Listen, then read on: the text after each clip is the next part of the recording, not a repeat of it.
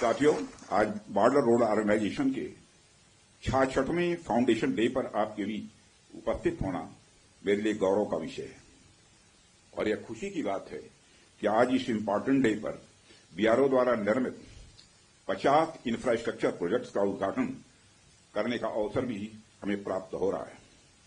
मैं आप सभी का आभार व्यक्त करता हूं कि आपने मुझे यहां आमंत्रित किया है।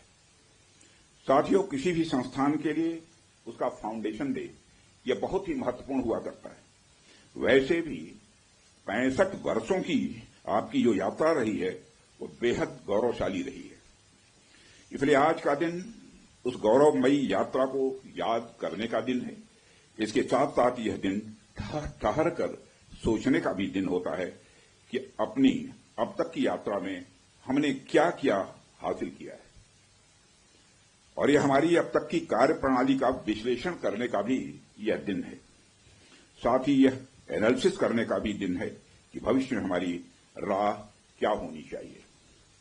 साथियों, मैं देख पा रहा हूं कि वीडियो कॉन्फ्रेंसिंग के माध्यम से देश के अलग अलग क्षेत्रों से हमारे कई साथी जुड़े हुए हैं।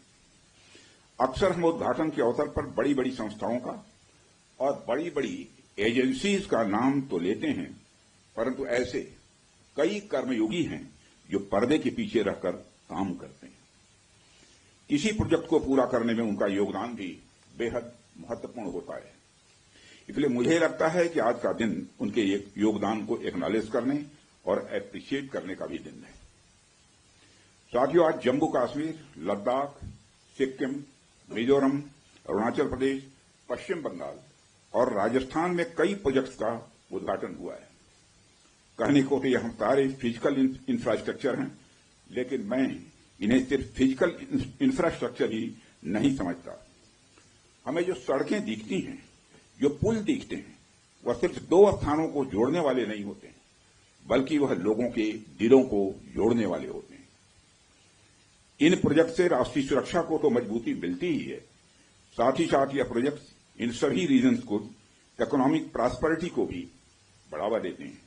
यह तमाम प्रोजेक्ट इन क्षेत्रों में ट्रांसपोर्टेशन, टूरिज्म और इकोनॉमिक एक्टिविटी को बढ़ावा देंगे, जिससे निश्चित रूप से यहां के निवासियों की आय में वृद्धि होगी, उनकी क्वालिटी ऑफ लाइफ में भी इम्प्रूवमेंट होगा और इन क्षेत्रों में समृद्धि आएगी, यानी प्रॉस्पेरिटी आएगी। साथियों, मुझे बताया गया कि आज जिन इंफ्रा प्रोजेक्ट की शुरुआत की गई है, इनकी टोटल कॉस्ट लगभग 1900 करोड़ रुपए के आसपास की है। मुझे लगता है कि यह केवल उनकी नॉमिनल वैल्यू पर है। इसकी असली वैल्यू है वह तो हम आंक भी नहीं सकते। इन सड़कों के माध्यम से जब कोई बच्ची स्कूल जाएगी और अपना भविष्य बनाएगी, तो उसके इंपैक्ट का आकलन भी हम नहीं कर सकते। इन ब्रिजेस के माध्यम से जब यहां एम्बुलेंसेज दौड़ेंगी और समय पर लोगों को इलाज होगा, उसकी वैल्यू को भी नहीं आंका जा सकता है। जब इन सड़कों के माध्यम से विभिन्न संस्कृति के लोग आपस में जुड़ेंगे या फिर एक दूसरे से जो कुछ सीखेंगे, उसकी वैल्यू कोई भी आंक नहीं सकता है। जब इन टनल्स के माध्यम से यहां के किसानों द्वारा उगाए गए फूल, फल, सब्जियां इत्यादि दूसरे क्षेत्रों में आसानी से पहुंचेंगे, उसका जो आर्थिक और सामाजिक प्रभाव यहां के किसानों पर पड़ेगा, उसकी वैल्यू, उसकी कीमत कोई भी नहीं आंक सकता। साथियों, मैं इन प्रोजेक्ट्स की डिटेल देख रहा था। मैंने देखा कि इनमें छोटे से लेकर बड़े रोड्स, टनल्स और ब्रिजेज हैं।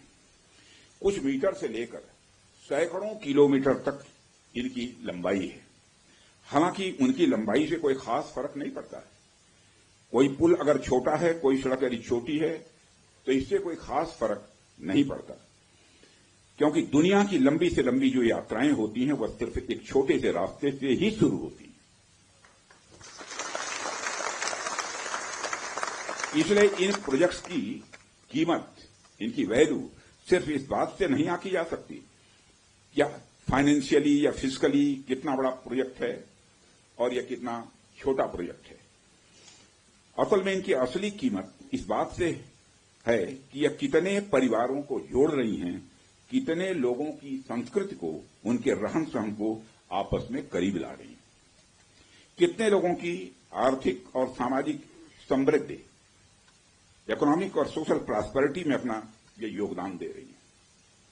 यह प्रोजेक्ट लोहे, कंक्रीट या कोलतार से बनी हुई एक संरचना भर नहीं है, बल्कि यह एक कमिटमेंट है, यह एक प्रतिबद्धता है सीमावर्ती क्षेत्र के विकास का। यह एक रिजॉल्व है, यह एक संकल्प है बॉर्डर एरियाज में क्वालिटी इंफ्रास्ट्रक्चर बिल्ड करने का। यह एक दृढ़ निश्चयता का डिटर्मिनेशन है लोगों के दिलों को जोड़ने का। इसलिए मैंने कहा कि ये प्रोजेक्ट्स इनवैल्यूएबल हैं, इनकी कीमत का आकलन नहीं किया जा सकता। साथियों, प्राचीन काल से ही मार्ग मानव सभ्यता के विकास में बड़ी महत्वपूर्ण भूमिका निभाते आए हैं। मार्गों की महत्ता हमारे इतिहास में हमेशा से रही है। जब आप मानवता का इतिहास पलट कर देखेंगे तो आप ये पाएंगे कि ट्रांसपोर्टेशन रूट्स ने कितना इंपॉर्टेंट रोल प्ले किया है।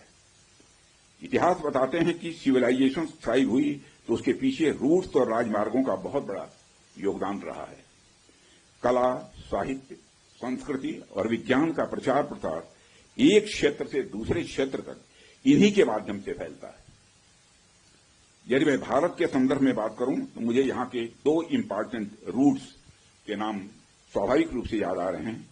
आप शायद उत्तरापथ और दक्षिणापथ के बारे में जानते होंगे या सुना होगा।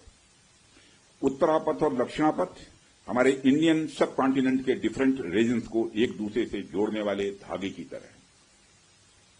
आप सोचिए, हजारों साल पहले जब संचार के इतने तेज साधन नहीं थे, तब आइडियाज और कल्चर, विचार और संस्कृति एक जगह से दूसरी जगह कैसे पहुंचते थे।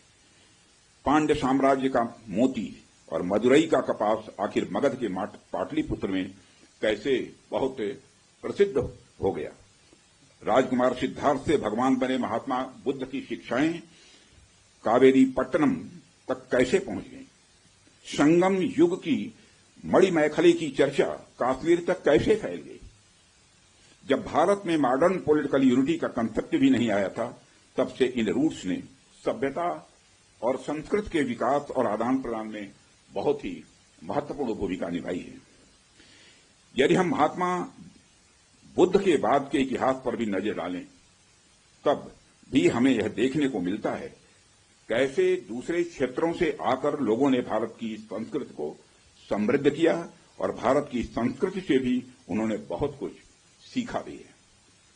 इन मार्गों का महत्व तब भी इतना ज्यादा था कि व्यापार के लिए समर्पित सड़कें बनाई जाती थी। आप जब सिल्क रूट के बारे में जानते हैं, आप सभी को मालूम है सिल्क रूट के बारे में, जिसने एक तरह से पूरे एशिया और मध्य यूरोप तक को कवर कर लिया था। भारत से भी उस सिल्क रूट का एक बड़ा हिस्सा होकर गुजरता था, जिससे न सिर्फ सामान बल्कि संस्कृति और विचार का भी एक्सचेंज, आदान प्रदान यह होता था। एशिया और यूरोप के बीच कल्चरल एक्सचेंज, सांस्कृतिक आदान प्रदान में भी सिल्क रूट का बहुत बड़ा योगदान रहा है। साथियों, सिर्फ स्थलीय मार्ग का ही नहीं बल्कि जलीय मार्ग का भी ह्यूमन सिविलाइजेशन, मानव सभ्यता में एक बहुत बड़ा महत्व रहा है। मेसोपोटामिया की सभ्यता के साथ हमारा व्यापार जलीय मार्ग से ही होता था। अरब के जो व्यापारी आते थे वो भारत में जलीय मार्ग से ही आते थे। इन रूट्स का असर हमारे संस्कृति पर, हमारे परंपराओं पर और हमारी अर्थव्यवस्था पर तो पड़ा ही, साथ ही साथ इन रूट्स ने दुनिया को कई सारी नई चीजें भी सीखने को दी हैं। आप में से बहुत से लोग इस बात को जानते भी होंगे कि मानसून की हवाओं का जो कंसेप्ट है, और उसको सबसे पहले अरब के यात्रियों ने खोजा था, और वह कंसेप्ट तब खोजा गया था जब वह जलीय मार्ग से भारत में आते और जाते थे। इसी प्रकार भारत में हुई न्यूमेरिक्स, नंबर जो होते की खोज ने भी पहले अरब और बाद में यूरोप तक का रास्ता तय किया था। साथियों, प्रधानमंत्री जी के नेतृत्व में जब से हमारी सरकार आई है, तब से हमारे प्रधानमंत्री का इस बात पर विशेष ध्यान रहता है कि सीमावर्ती इलाकों का कैसे अधिकतम विकास किया जाए। यह बताने की जरूरत नहीं है कि कैसे सीमावर्ती इलाकों को लंबे समय तक उसको उपेक्षित किया गया, कैसे एक लंबे समय तक वहां पर अच्छी क्वालिटी के इंफ्रास्ट्रक्चर को छोड़िए एक बेसिक क्वालिटी के भी इंफ्रास्ट्रक्चर को भी नहीं पहुंचाया गया। परंतु आज स्थितियां बदली हैं। आज सीमावर्ती क्षेत्रों में safe, secure and vibrant land borders को इंश्योर करने के लिए हमने वाइब्रेंट विलेज इनिशिएटिव भी प्रारंभ किया हुआ है।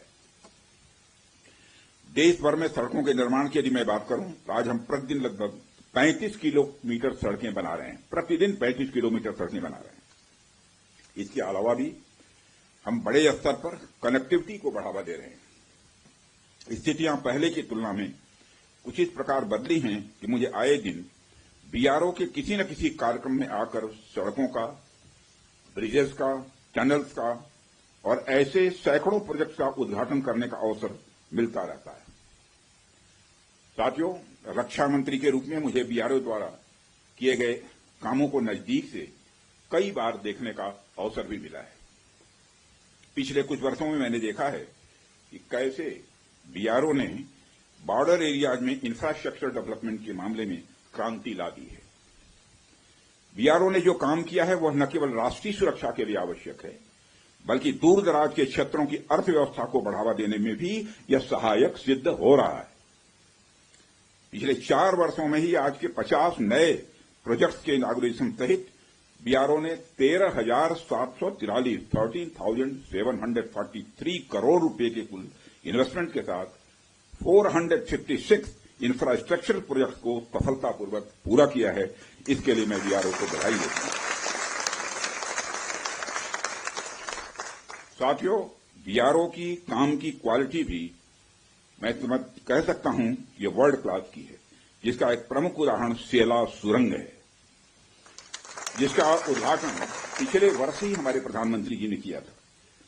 यह रणनीतिक रूप से महत्वपूर्ण क्षेत्रों में कनेक्टिविटी बढ़ाने के लिए हमारी सरकार की प्रतिबद्धता का एक प्रतीक है।